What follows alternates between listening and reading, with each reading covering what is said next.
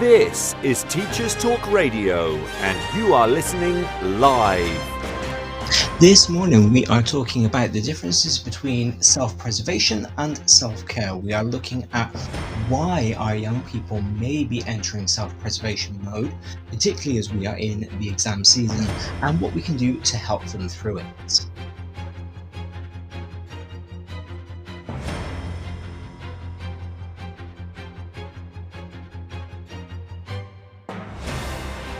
This is Teachers Talk Radio, and you are listening live.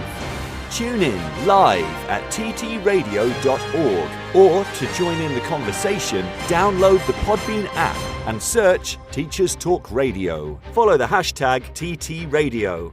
Tune in, talk it out with Teachers Talk Radio.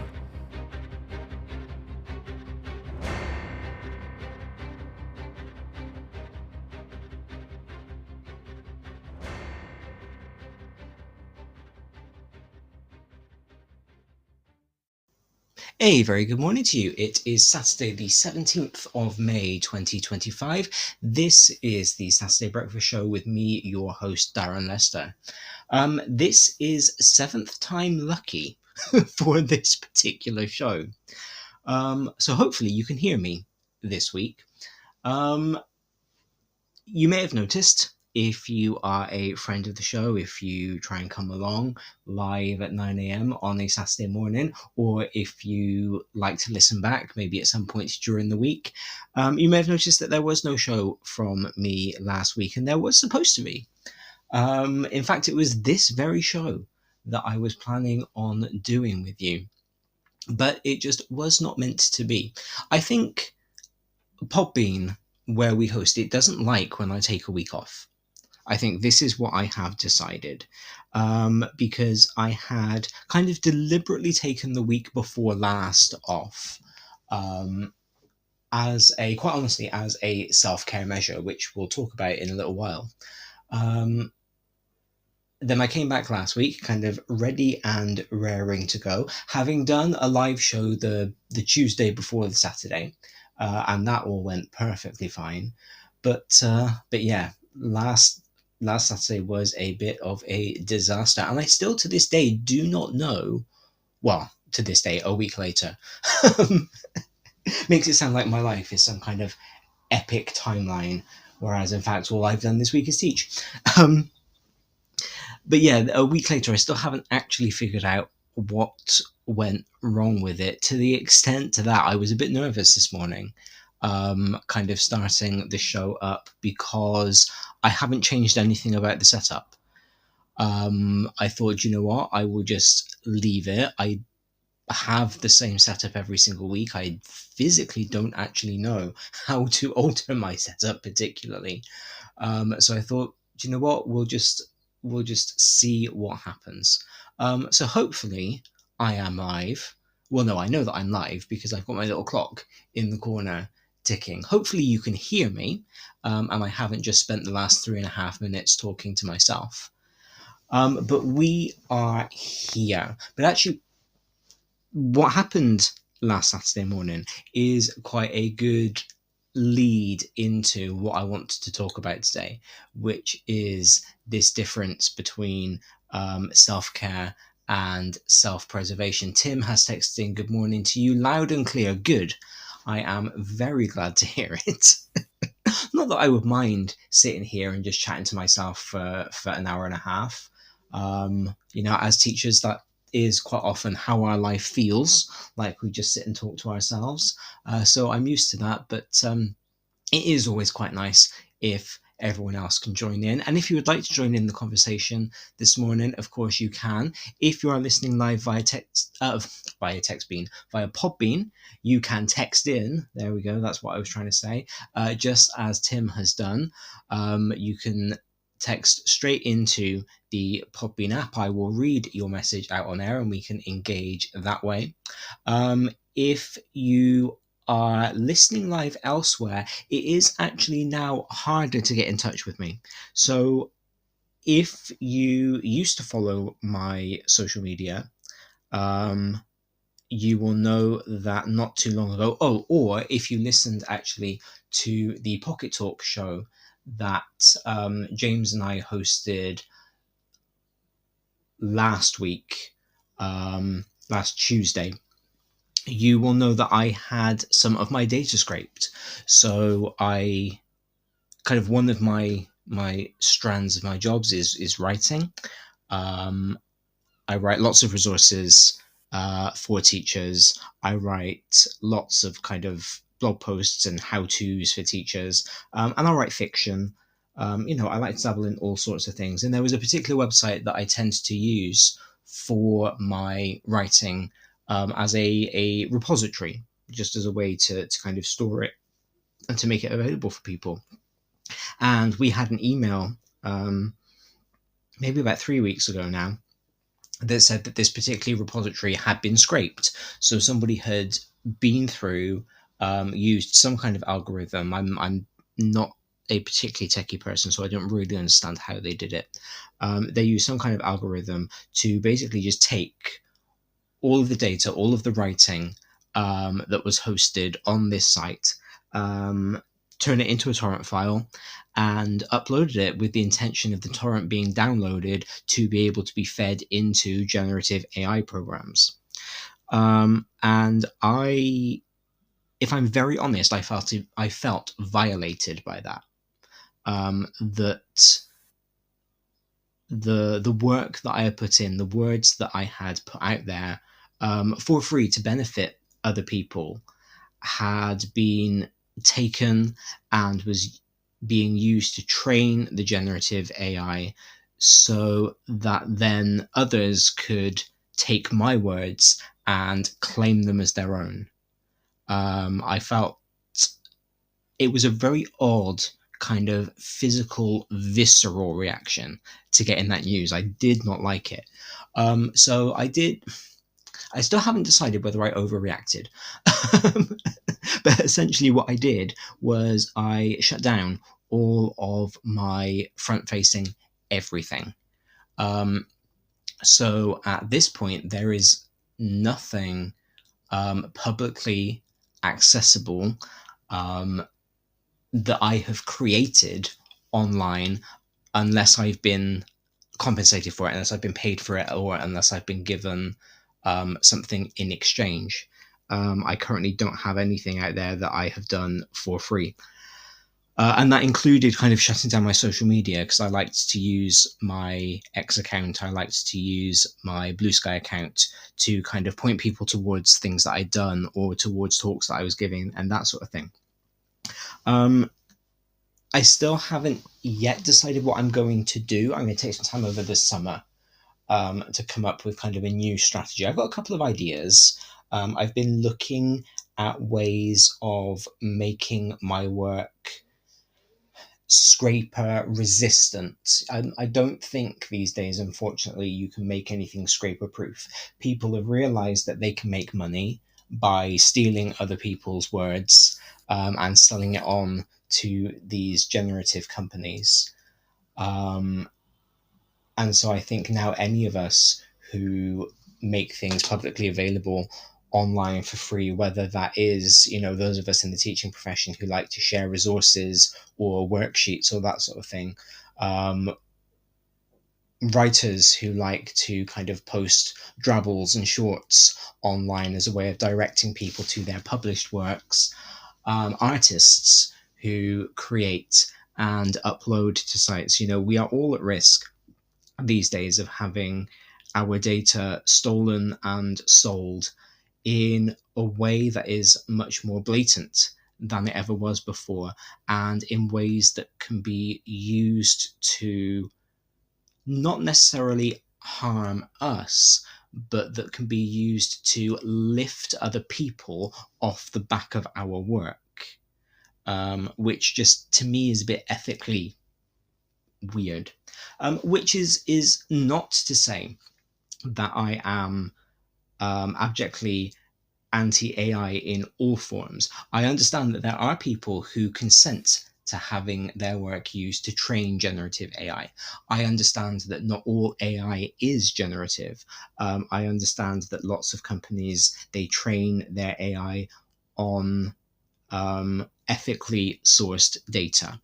But what I think is important, and what I think we all have to do, kind of in this world that has changed much faster than any of us was anticipating, is to make sure that we actually understand how this stuff works. We understand how our data is potentially being mined.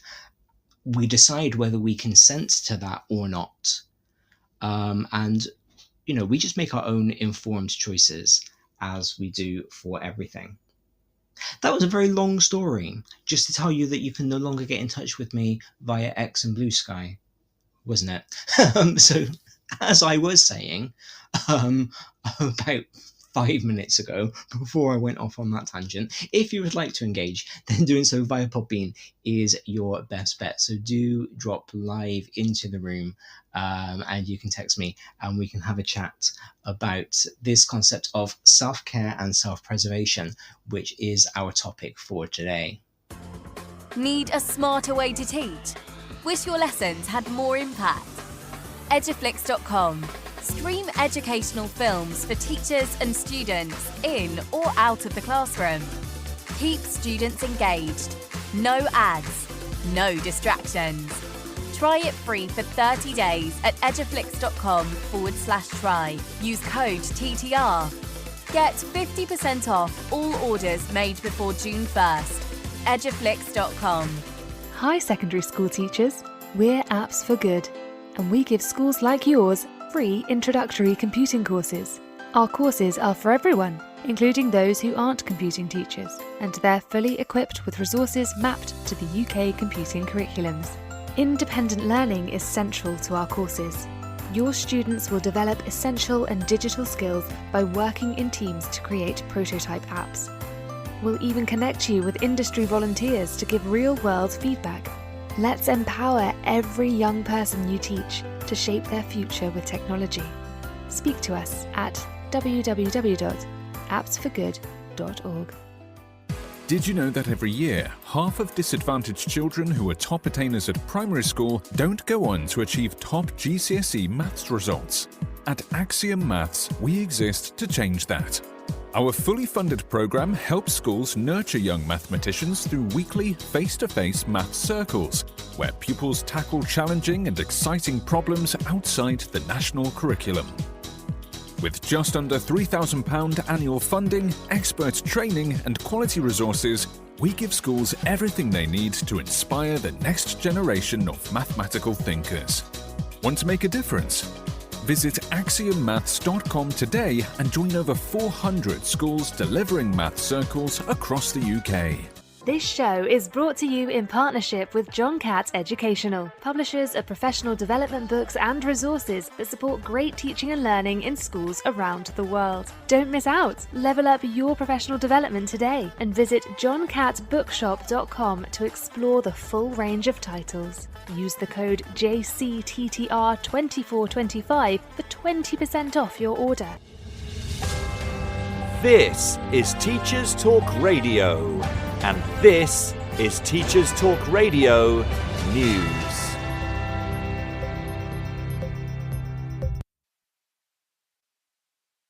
So-called stuck schools will be held accountable even if support brokered for them by the government RISE teams fails to turn them around, according to a report in Schools Week. Speaking at the Schools and Academies show, Department for Education Director General John Edwards said, "The current responsible body, the Schools Trust or Council, is accountable for the improvement. It owns the improvement journey." He went on to say that this starting principle had been really important for Education Secretary Bridget Phillipson. Earlier this month, 45 new advisors were appointed to join the 20 already appointed in RISE teams. The expanded team will start working with more than 200 schools deemed stuck for receiving a requires improvement Ofsted grade following an earlier below good judgment. When the government initially unveiled plans for the RISE teams, there was confusion around accountability. But slides shown during the presentation by Mr. Edwards indicate that once a school becomes eligible for support, the RISE teams will assess its capacity to improve. Where a school needs help, it will be matched with a high quality organisation and considered for funded intervention. An improvement plan would then be co-constructed. Edwards went on to say the RISE advisor's job is not to deliver the improvement. The BBC Education section of their news website reports that private school fees were 22.6% higher on average in January this year when compared with a year earlier. This is according to the body that represents most independent schools in the UK, the Independent Schools Council. It says it expects a reduction in pupils applying to private schools as a result of changes to VAT, but it says it is too soon to know the full effects of the policy. The average termly fee for a day school in January was £7,382, which includes 20% VAT. In January 2024, the average was £6,021. A Treasury spokesperson says the increase in fees are not only down to VAT, and that fees have been rising in private schools over the last 25 years. The ISC said many schools were able to reduce their fees, excluding VAT, in January to cushion the impact on parents. But ISC Chief Executive Julie Robinson said the sector had been hit by a triple whammy of national insurance changes, an end to charitable business rates relief and 20% VAT on fees. Full details of the report can be found online. SEND is also in the news from Schools Week as it covers further updates from the Schools and Academies show. This time the report says officials are considering a shake-up of the education, health and care plan system that would likely lead to a narrowing or new structure of support. Speaking to Schools Week, Dame Christine Lenihan added that discussions were ongoing about whether EHCPs should only apply to special school pupils. The number of EHCPs has increased rapidly in recent years, from 294,758 in 2020 to 434,354 in 2024, and schools and other services have struggled to keep up with demand. In March, a Schools Week investigation exposed the poor quality of many plans. The government is drawing up reforms to the wider SEND sector, with speculation the whole system of EHCPs could be scrapped. Dame Christine, the government's strategic advisor on SEND, responded to questions about the EHCP system by saying it's not fit for purpose.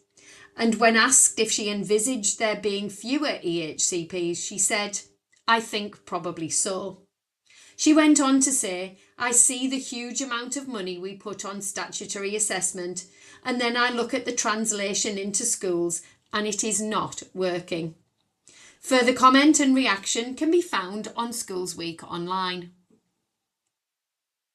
Finally, BBC Tees reports on the success of a cafe in Hartlepool that has been giving young people who struggle with school a different way of learning vital life skills. The cafe opened in November 2024 and is set up for takeaway orders. There is a chef and a number of students who learn food hygiene, health and safety, customer service and how to cook. Children are referred by their schools and English and maths are also studied. Young people attending the provision say, "I've grown and developed a lot. It's changed me completely." Whilst the cafe's co-director says, "There is a no negativity rule and praise is very important." Full details of the positive impact of this alternative provision can be found on BBC Tees website. This has been Teachers Talk Radio News with Joe Fox. Thank you, Joe. Really interesting as always.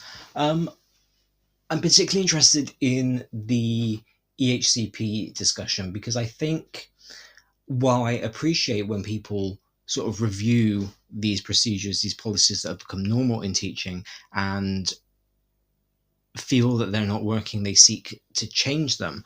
I don't think that the right answer is making sure that EHCPs are only given to children who are in special schools, because that kind of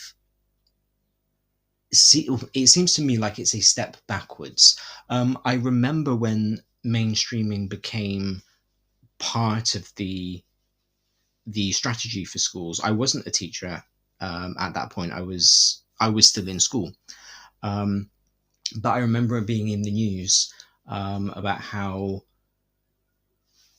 we were going to see increasing numbers of children with special educational needs going into mainstream classrooms and accessing mainstream education in a way that they hadn't before, because the instinct, I suppose, would have been to put them into a school which was designed to meet their specific needs. And the idea, I think, behind it was to ensure that those children developed the skills to function in everyday society, and made sure that they learned the adaptability and they learned what they needed to do in order to make sure that their lives were not worsened when they went out into the wide world after school, and also to make sure that the children who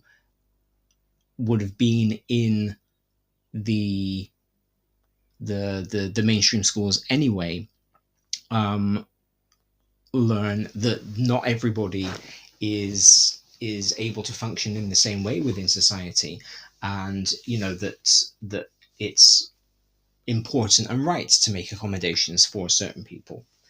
And so it seems to me that if EHCPs are only going to be given to children who are in special schools, then the children who are in mainstream schools but need an EHCP, they are more likely then to be removed and put into a special school, which means that we will be back to where we were however many years ago that the mainstreaming started to happen.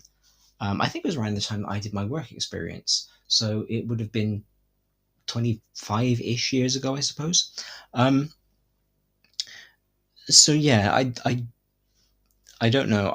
Like I said, I appreciate when we recognize that things aren't working and when we understand that something needs to change, but I'm not sure that a regression is always the right answer.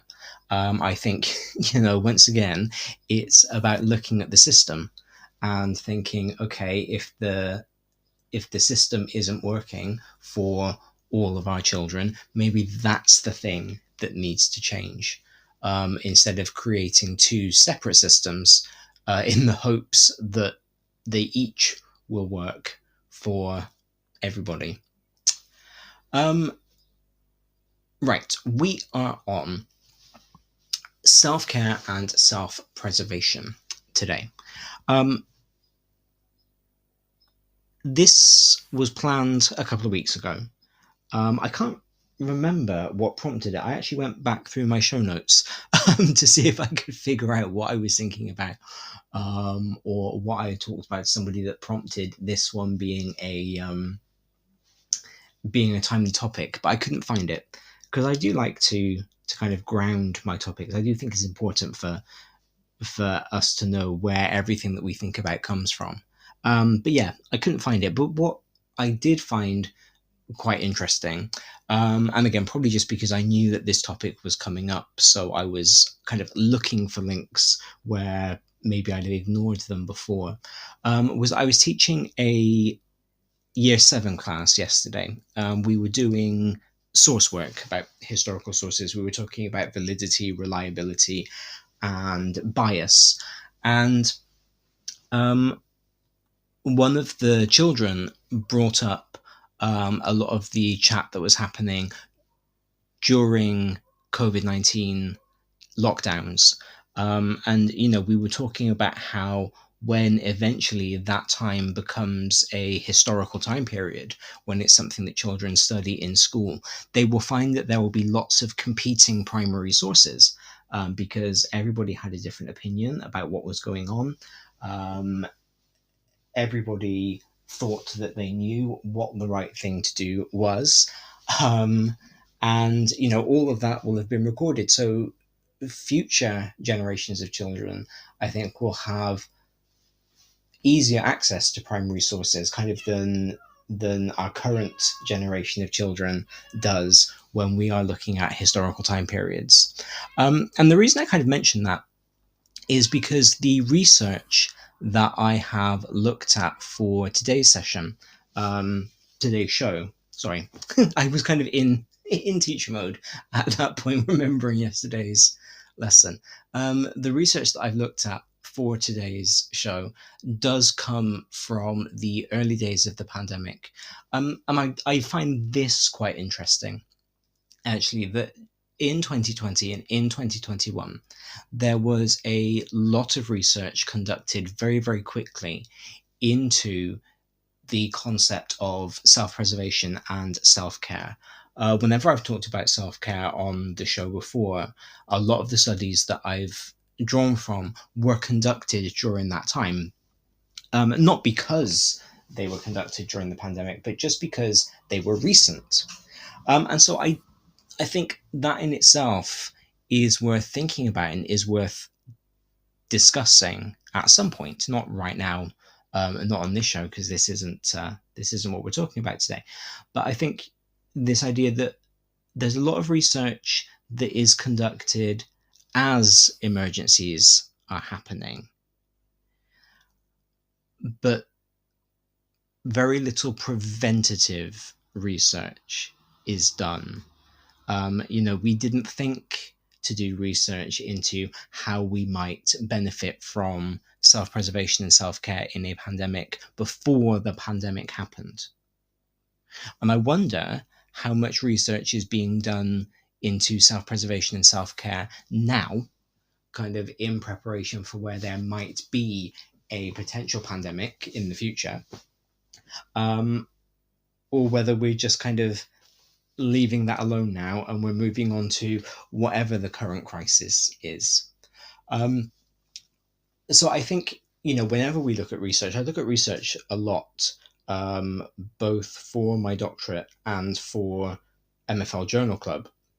And I think, whenever we look at the research, it is very important for us to understand the context in which the research was being conducted, because that will inevitably skew not necessarily the data, but how the data were interpreted. And as we then go on to interpret the study, to interpret the findings, that is really important, I think, for us to think about.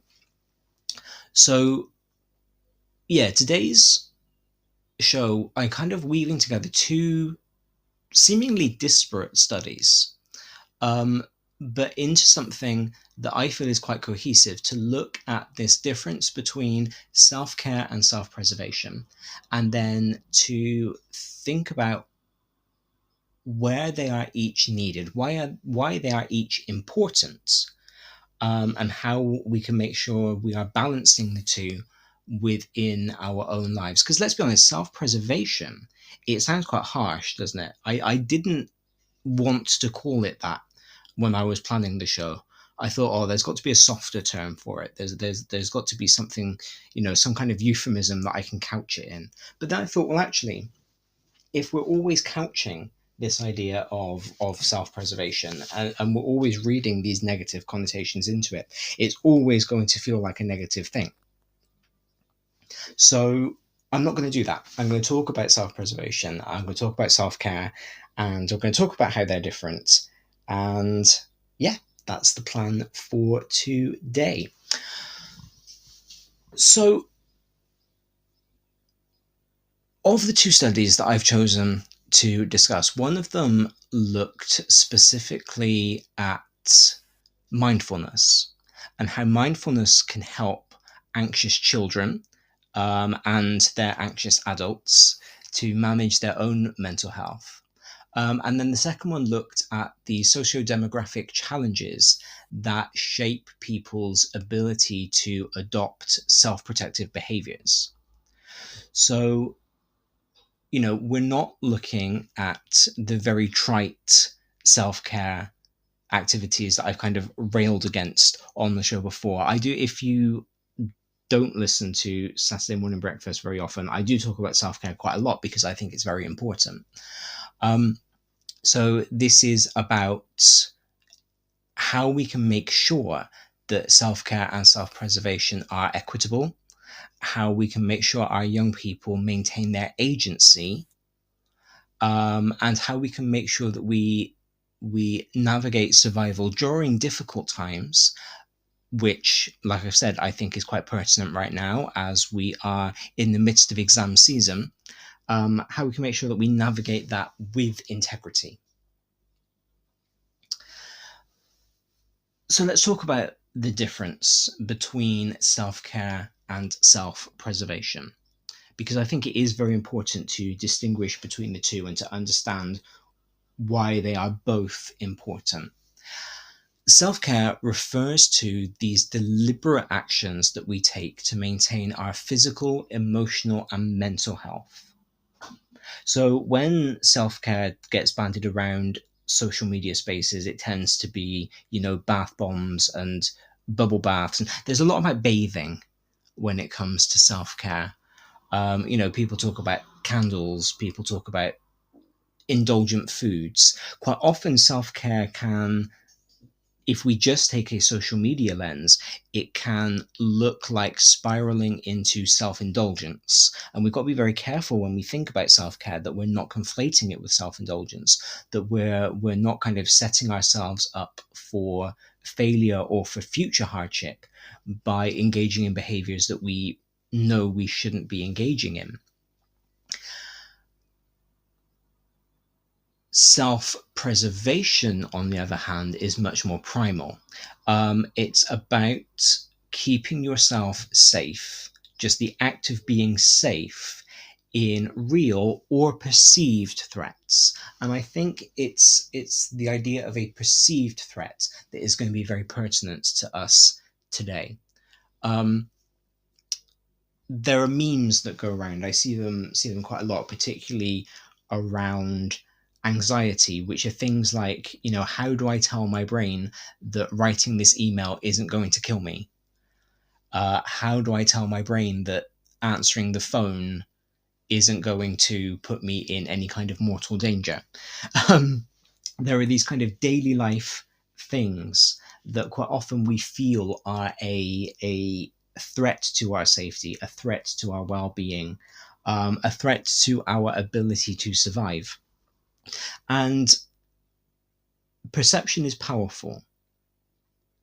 So just because replying to the email, answering the phone won't necessarily kill you, it doesn't mean that it doesn't feel that way. And for lots of people, it can feel that way. And so self-preservation is about tackling that threat as the very real threat that you perceive it to be.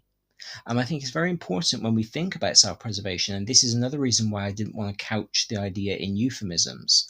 I think it's very important that we don't belittle or underestimate the impact that perception of different activities can have on people.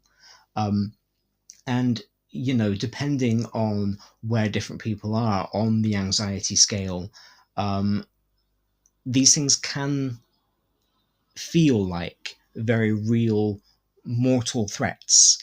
And telling somebody to calm down, telling somebody that no, answering the phone won't kill you, it doesn't take that away. So in that case, with that definition of self-preservation, we need to kind of really look at what those differences are, because quite often, again, when you're feeling anxious, when you are feeling worried, self-care tends to be what people advocate. Go and have a nice calming cup of tea. go and watch something for 30 minutes, then come back to the computer and answer the email when you've calmed down a little bit. But that doesn't help if the person you're talking to perceives the activity that they have to do as a literal life or death situation. And, if we think about our young people at the moment during exam time, that is quite often how they will see the exams that they are about to go and sit. As teachers, we know full well that the moment our year 11s or our year 13s walk out of the exam hall, their exam paper becomes a past paper.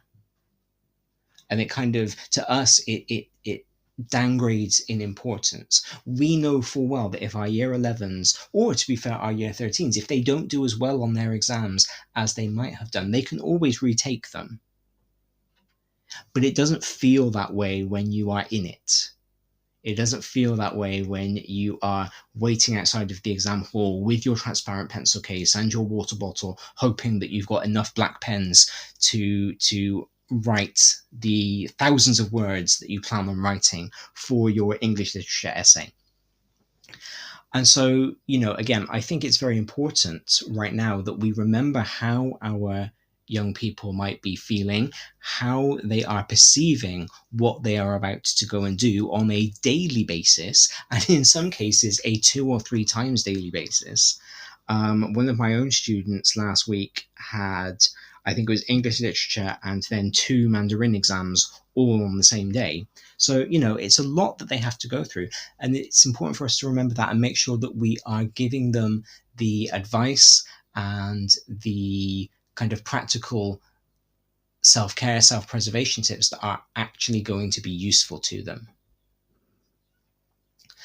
So the 2 studies that we're looking at today come from, like I've said, 2020 and 2021 respectively. And while they seem quite disparate on the surface, I kind of feel like by combining them, we are able to offer quite an interesting lens into how inner strategies and external realities shape our ability to protect and care for ourselves. So the first study is from 2020. It was a qualitative study on mindfulness interventions for anxious children and their parents. Then the second one is a 2021 empirical study that was conducted in the US that looks at how socio-demographic factors influenced self-protective behaviors. And again, both of these contextualized within the early days of the COVID-19 pandemic, kind of when everything that society was doing was kind of a gut reaction, an instinctual reaction to what was going on around us. The mindfulness study showed that it's possible for children to learn to be with their anxiety. And I quite liked that phrase, be with. They learned not to fight their anxiety, but to observe it. And this is very much a core tenet of mindfulness practices. You don't try and pretend that your concerns are not there. You don't try and fool yourself into thinking that you are not anxious about something, that you're not worried about something. You learn to accept it as a natural feeling that your brain produces.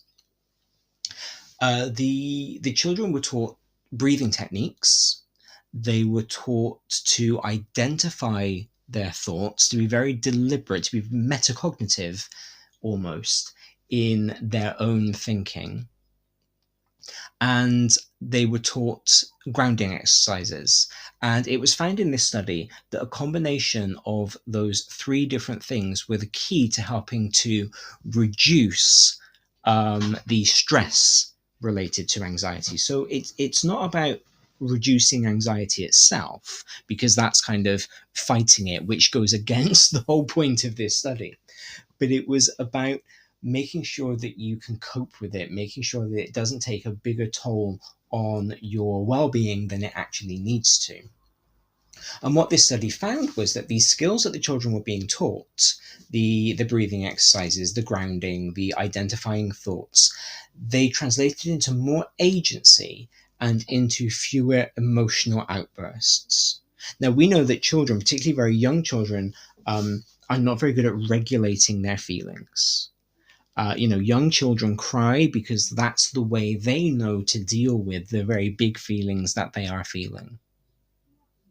So by teaching them, by actively going through, this is what you're feeling, this is how you can name it, identify it, and this then is how you can deal with it. By giving them those skills, we are able to give them more agency in terms of having control, having ownership over their own feelings and how they respond to it. Because a secondary emotion that comes with those emotional outbursts is embarrassment. Young children, when they burst into tears over not knowing who they're going to sit with at lunch, they don't want to do that.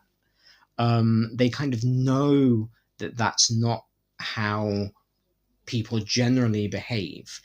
And particularly if they draw attention to themselves from their peers, they will start to feel embarrassed about it, which then leads to, or can lead to, a shame spiral in terms of your own emotions, their own emotions.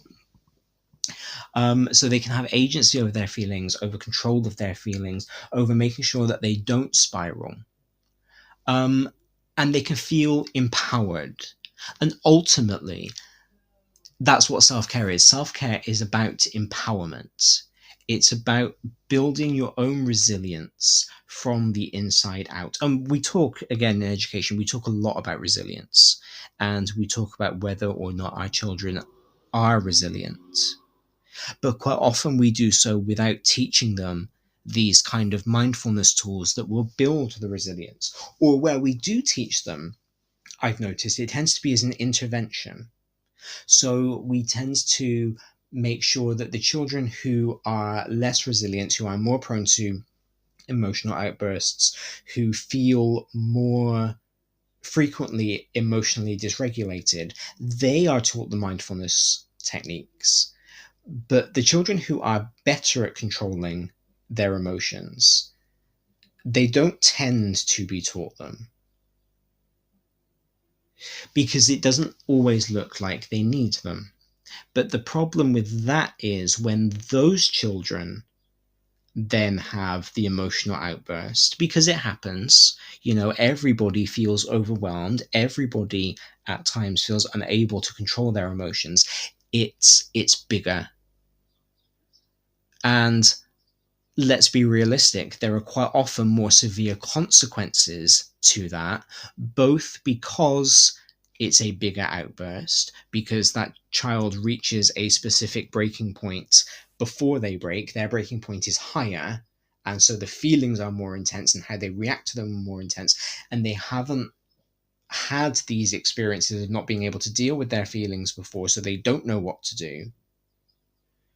So then there are more consequences to it, because perhaps they lash out in a more extreme way.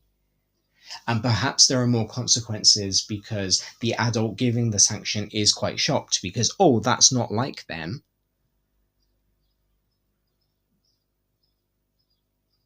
And what happens to that poor child is that they are sanctioned for having their feelings. They are sanctioned for feeling their feelings, or at least they feel like they are being sanctioned for feeling their feelings. And that has all happened because no one ever taught them how to regulate themselves, because their whole lives it has been believed that they knew how to do it. Whereas in fact, they just had a higher threshold for whatever it was going to take to push them over the edge. So I think that teaching our young people, and let's be honest, teaching our older people, I think a lot of us as adults could do with learning some of these techniques. I know that I don't always use all of the techniques that I have learned through the kind of library of self-help books that I read, and the therapy that I went through when I was diagnosed with my anxiety. I don't use all of them because they don't all work for me, but I do use a lot of them. And when I look back, I think, oh, I wonder how certain key points in my life might have been different if I had been taught how to do this. So, focusing on emotional regulation, focusing on self-care, focusing on teaching people how to be with their anxiety.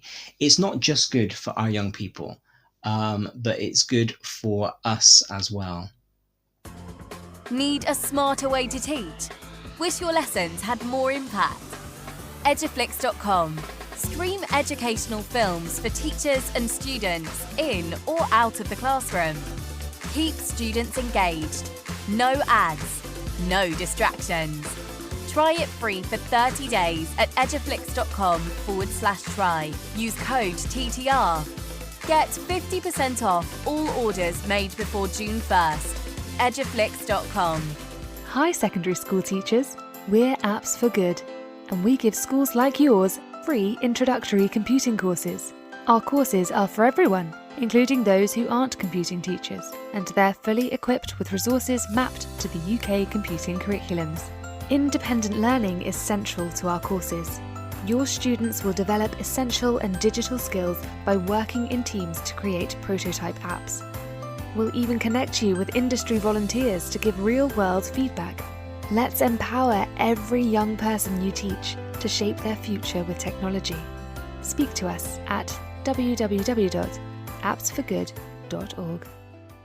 Did you know that every year, half of disadvantaged children who are top attainers at primary school don't go on to achieve top GCSE maths results?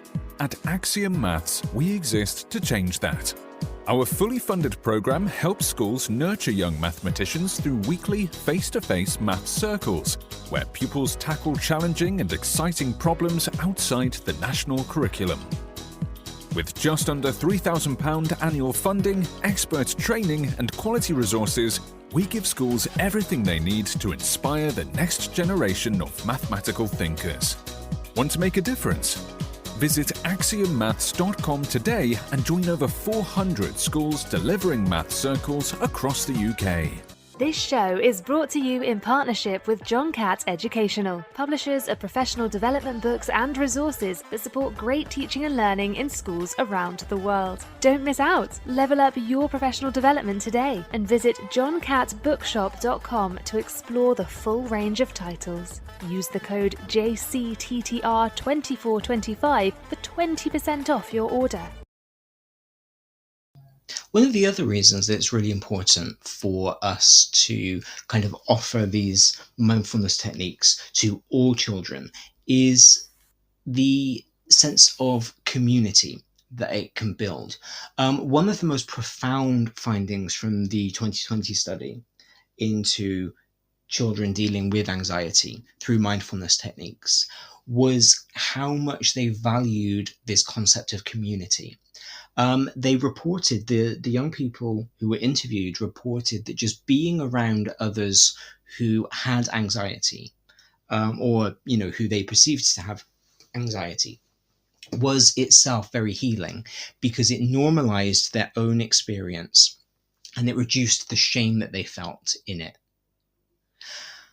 Now, adults need this too. It's very important for us to have this. My closest friend also has depression and anxiety. He is on, I think it's the same medication as me. Fairly sure it's the same one. We don't start every single text conversation that we have, "Hello, my name is Darren and I have anxiety and depression. How are you this morning?" But just knowing that you have that thing in common, knowing that somebody else understands what you are going through, it's really important, and it's normalizing so that you don't have to say at the beginning of every conversation, "This is what I have." It's important because you know that they know that if you leave them on red for a couple of days, it's not because you're ignoring them, but it's because you're not feeling very well. It's so that you can say things like, oh, tomorrow morning, could you just send me a text to remind me to go and pick up my meds while I'm in town? To kind of help you remember, in the same way that you might say, oh, tomorrow morning, could you just text me to remind me that I need olive oil while I'm in town? So that normalization is very, very important. And as adults, we can seek that out. Now, again, he and I didn't meet because we have anxiety and depression. In fact, we met because we both love stationery. And stationery is a good cure for anxiety and depression. Let's just be very clear about that. But if we want to, we can seek out those spaces in person, online, wherever it may be. It could be a very formal support group, or it could just be an informal happenstance gathering. Children can't do that. Children don't have the agency to do that. Let's be honest. They can't consent to joining an online group. They below the age of 13, they shouldn't even have accounts to a whole range of social media sites. And so they kind of need that community created for them. And by having everybody in their classroom learn these techniques, and by being very explicit without naming them, but by saying, such a percentage, I don't know the exact numbers, but such a percentage of people have anxiety, and I'm going to teach you some techniques that they use to deal with that. Everybody gets worried about things from time to time, and when you're feeling worried, these are some things that you can do.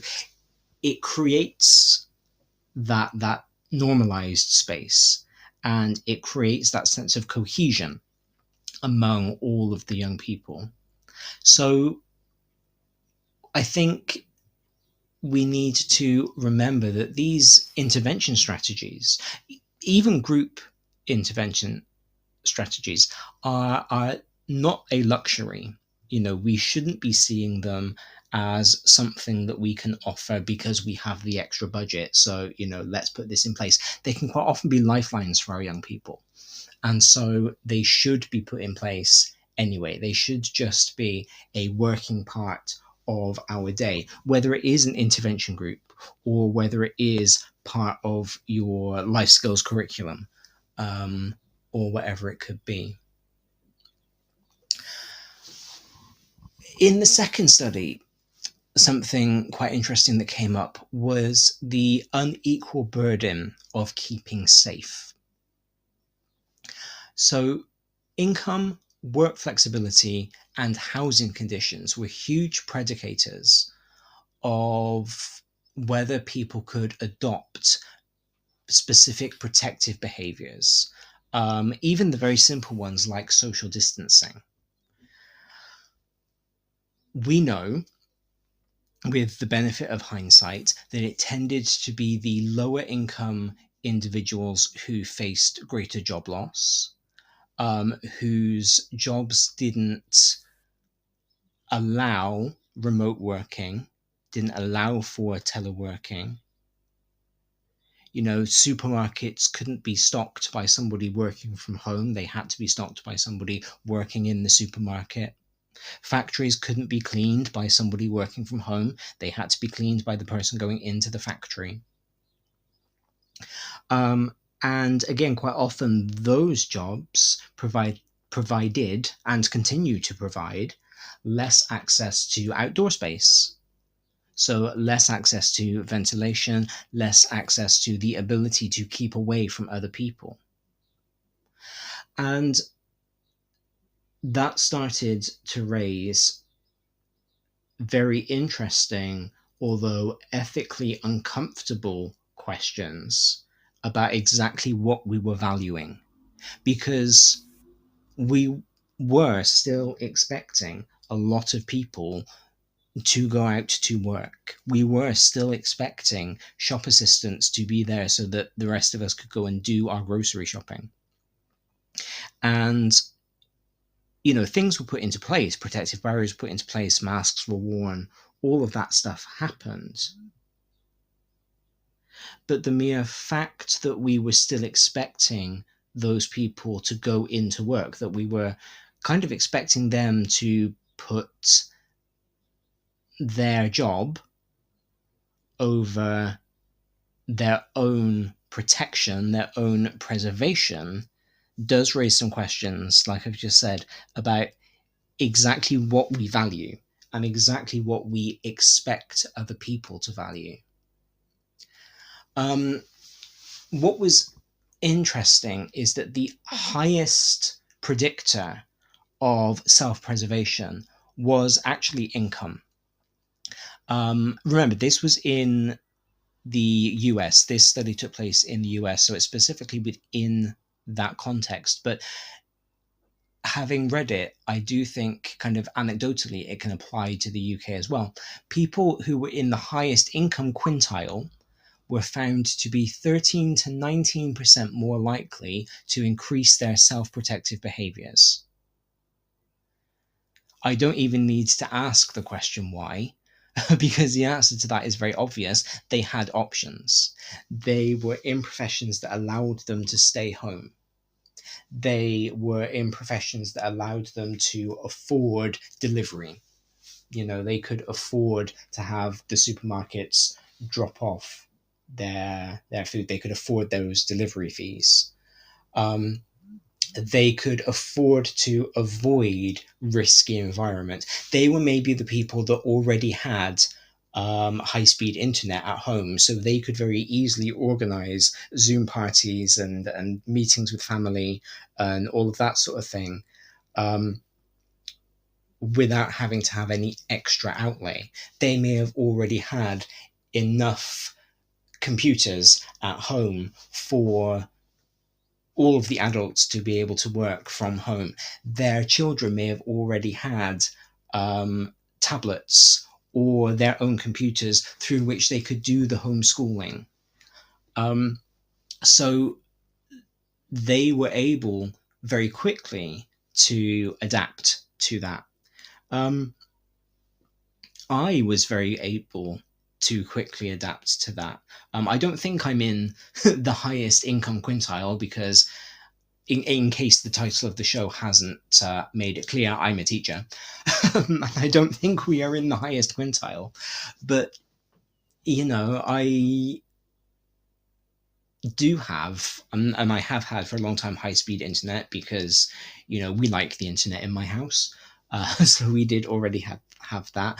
I worked in a school at the time that provided teachers with one-to-one devices. But on top of that, I had my own device anyway. So I was able to kind of multitask and do different things at once. We could get food shopping delivered. We tended to do that anyway. The UK at this point introduced furlough. So my mum, thankfully, was able to stay home from her job for a while during that time, but my dad wasn't. And so I think it's very important for us to recognize that quite often self-preservation is easier when you are in the higher income bracket, I suppose, because you have more options, because you have more ways to keep yourself safe. For lower income individuals who were still expected to go to work, quite often because they were in public facing jobs that still required them to be open, they were considered the key workers. So the people in supermarkets, the people in restaurants for a long time, hospitality stayed open for quite a long time. And then even when hospitality kind of closed, my sister, who works in pubs, she kind of still provided things to her customers, like through the pub windows. She was serving food and making sure that the people in her area were being fed. But that, of course, meant that they were exposed. They were at higher risk of getting the disease because they were expected to be out and still working. And quite often, the agency was taken away from them, whether deliberately or not is not my place to say, but we all know how it is. We've done it as teachers. You go in ill because it's easier to do that than it is to prepare a lesson for a supply teacher. But in some ways, that's our agency being taken away from us because we don't feel like we can call in ill because it's a lot of work. We don't have that agency to call in sick, so we go in anyway. But not having that agency actually puts more people at risk, because we go in sick and we infect our classroom of 30 kids, and they go home and they spread whatever we've got onto their parents and maybe their siblings who go to a different school. And so that goes around a different school. And, it's that lack of agency, that lack of ability to say, actually, no, I don't want to expose myself to that. That takes away our ability for self-preservation. It's there in the word self-preservation. That ability to make a decision for yourself to keep yourself safe. Now, there are two sides to this coin, aren't there? Because we are a very kind of community-driven society, we do rely on the work of other people so that our lives can function easily. We rely on the supermarket workers to go into work so that the supermarket can be open, so that we can go and buy our food. Parents quite often rely on schools being open and there being a full staff body so that they can drop the children off, so that they can go into work, so that whoever is relying on them can get whatever service they need. And, this interconnectivity is a very good thing. It does ultimately make our lives easier because it means that we're not all having to grow our own food and supply our own electricity and all of that sort of thing. But at the same time, it does make it that little bit harder to have that agency, to have that ability to say, no, actually, I need to preserve myself right now because we are very likely to go into work with a cold. So self-preservation in this case is kind of the opposite of self-care, because self-preservation is almost hindered by an infrastructure, because the infrastructure requires you to be in your place, whereas self-care needs that infrastructure. Self-care needs somebody to be able to pick up the slack for you because you're not feeling too good, and so you're going to take some time off to recover. And that's one of the key differences, I think, between the two, is that self-preservation is inherently about the self. It's about keeping the self alive, whereas self-care is about being able to get yourself back to your best self. How many times can I say self in one sentence? But people are kind of willing to invest in other people's self-care because they know that they will benefit from somebody else being at the top of their game. Whereas it does seem much more difficult to invest in someone else's self-preservation because ultimately there may be a cost to us for helping with that. Need a smarter way to teach? Wish your lessons had more impact? Eduflix.com. Stream educational films for teachers and students in or out of the classroom. Keep students engaged. No ads, no distractions. Try it free for 30 days at eduflix.com/try. Use code TTR. Get 50% off all orders made before June 1st. eduflix.com. Hi secondary school teachers, we're Apps for Good, and we give schools like yours free introductory computing courses. Our courses are for everyone, including those who aren't computing teachers, and they're fully equipped with resources mapped to the UK computing curriculums. Independent learning is central to our courses. Your students will develop essential and digital skills by working in teams to create prototype apps. We'll even connect you with industry volunteers to give real-world feedback. Let's empower every young person you teach to shape their future with technology. Speak to us at www.appsforgood.org. Did you know that every year, half of disadvantaged children who are top attainers at primary school don't go on to achieve top GCSE maths results? At Axiom Maths, we exist to change that. Our fully funded programme helps schools nurture young mathematicians through weekly face-to-face maths circles, where pupils tackle challenging and exciting problems outside the national curriculum. With just under £3,000 annual funding, expert training and quality resources, we give schools everything they need to inspire the next generation of mathematical thinkers. Want to make a difference? Visit axiommaths.com today and join over 400 schools delivering math circles across the UK. This show is brought to you in partnership with John Catt Educational, publishers of professional development books and resources that support great teaching and learning in schools around the world. Don't miss out! Level up your professional development today and visit johncattbookshop.com to explore the full range of titles. Use the code JCTTR2425 for 20% off your order. Another interesting and unexpected, from my point of view, conclusion of the 2021 study into self-preservation was that there was a gender divide.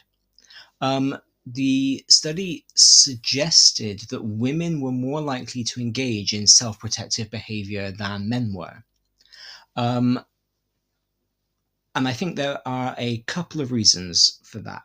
I think, again, if we remember the context in which the study took place, we remember that a lot of construction work was still happening. You know, for a little while, it was considered that because construction happens outside, because the constructors, the builders, they can maintain distance, it was considered okay for a little while for infrastructure work to still take place, which meant that because that tends to be a typically male profession, it skews male in terms of its demographic, there were more men going out to work. Whereas because of the way our society is set up, if you have got families with very young children, it's likely that the stay-at-home parent is a woman, again, not always, but most often.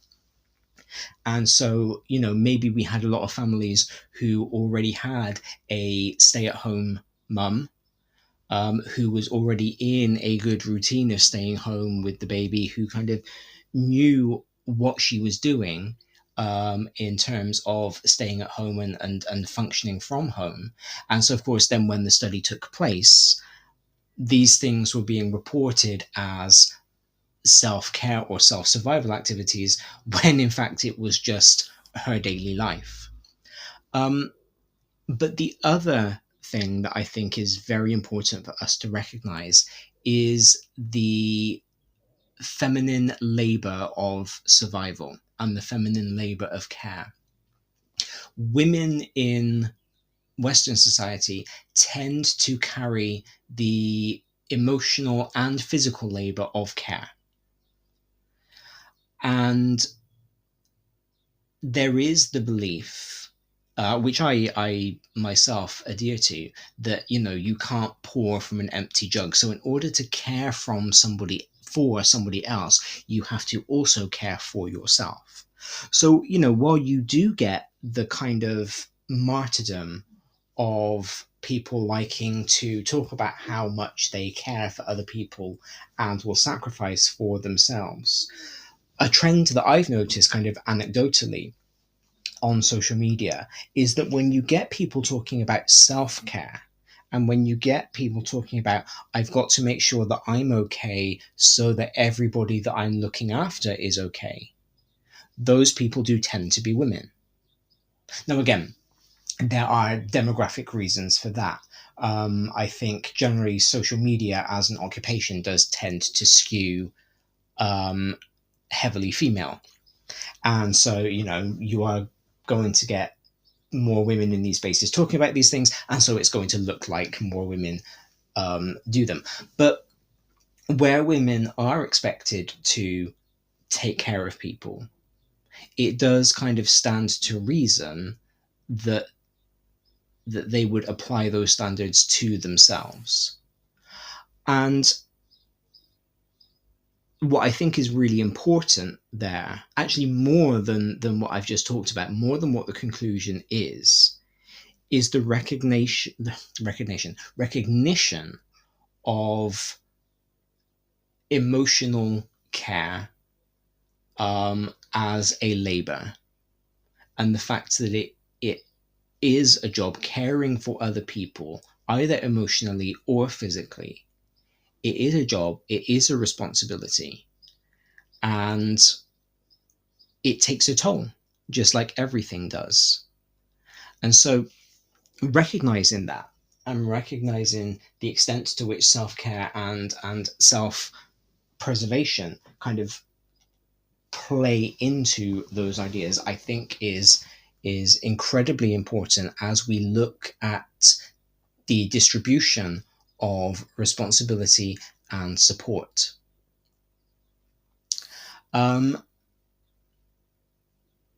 Something that was quite cool, not necessarily interesting, but that I thought was quite cool, was how the second study, the 2021 study, framed self-preservation as an act of resistance or rebellion.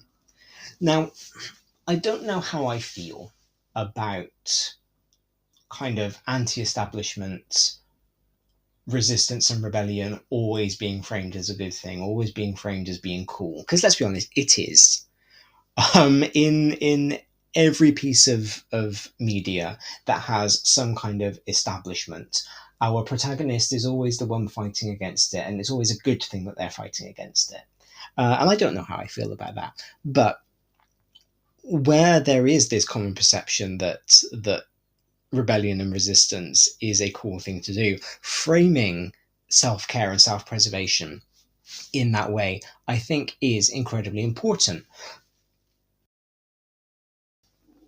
So it was quite interesting to me that that the 2021 study did begin to frame it in that way, and it kind of suggested that where certain people were increasingly expected to still go out and interact with people, where our frontline workers, our doctors, our nurses, our supermarket staff, our for that period where as teachers we were still expected to be in school so that schools could be open for the children of the frontline workers.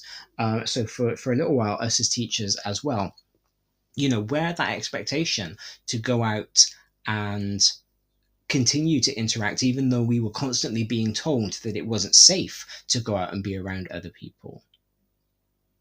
If you took your agency, if you reclaimed your agency, and if you were able to self-preserve and to self-care during that time, it was a radical act of defiance, because it was a case of saying, all right, you were telling me that I still need to go out and work while telling me that it's not safe to do so. Okay, I will do that. but I will also make sure that I am okay. Because I will value myself in a way that you, the people telling me that I still need to go out, are clearly not valuing me. And if we're very, very honest, we as people, we're not valued by everybody. We don't have to be valued by everybody. We shouldn't be valued by everybody. It doesn't really matter if we're valued by everybody, as long as we know by whom we are valued, and we make sure that those people are our priority. That's what's important. But by saying I value myself, and so even in the face of these instances where I don't perceive that I am being valued, I am still going to take care of myself. I'm still going to fight to be safe and well. That is an act of resistance. That is an act of rebellion. And do you know what? I think I've kind of convinced myself that that's quite cool. So, I've discussed this on the show before. We quite often see self-preservation and even self-value as being arrogant, as being something that we don't particularly in British society, where we still have our class system, where we still don't like this idea of rising above your station. To believe that you matter, to believe that you are important, it's not always looked on favorably. But actually having that belief, and not just having that belief, but acting on that belief by making sure you survive, by making sure you take care of yourself, that is a very powerful, very cool thing for a person to do. And I think on that note, we will finish for today. I hope you have found something of value in today's show. For me, what I am taking away, I think, from the research, again, bearing in mind that it was conducted in a very specific time in our lives, in very specific locations, about very specific things, is that self-preservation is just as important as self-care. And I think the way that I want to define self-preservation going forwards is through the reclamation of agency and the understanding that my life is important just because it's here, that, we all have a right to be important by the fact that we exist. Which is not to say, of course, that we all now need to go out and become hedonists because we exist.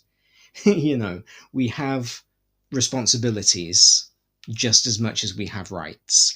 And, the fact that I'm here means that I should contribute to society because I benefit from other people's contributions to society. But it also means that just my very presence is important, and I need to make sure that I am well preserved and well looked after. And ultimately, the only person who can do that for me is myself. So that's the lesson that I'm taking away, and I hope that you're taking away something very similar too. We'll check in next week, and we'll see how everybody has done with their self-preservation and self-care in this last week before half-term. I do hope that you all have a great week coming up. I will see you next Saturday morning, all being well with the technology, although this show has gone oddly smoothly, so we can keep our fingers crossed that everything's going to be okay for next week. I will see you then. Until then, thank you very much, and goodbye.